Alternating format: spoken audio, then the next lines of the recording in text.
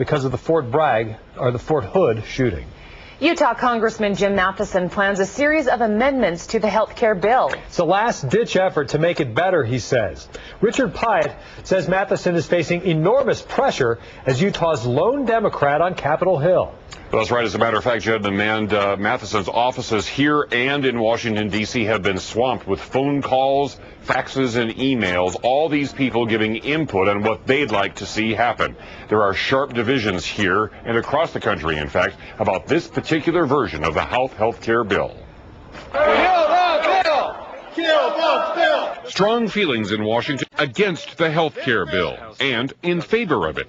AARP and the American Medical Association support H.R. 3962. But today, Utah's Jim Matheson says he plans to vote no. Those amendments have been proposed, but it's not likely they're going to even be allowed to be brought up for a vote. So at this point, I just don't think the bill as it's structured now accomplishes what we need to, and that's why I'm a no.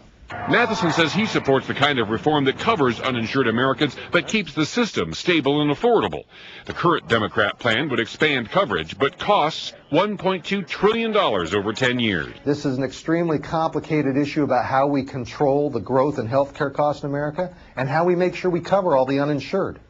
And so I think most people want to make sure we get it right. But Judy Hillman of the Utah Health Policy Project wants Matheson to bite the bullet and vote yes. That's in spite of the price tag and other imperfections, she says. For Utah not to have at least one voice in this historic moment is not acceptable.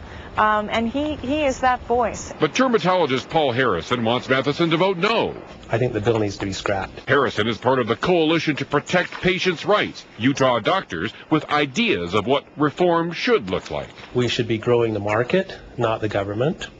We should have tort reform so we practice less defensive medicine.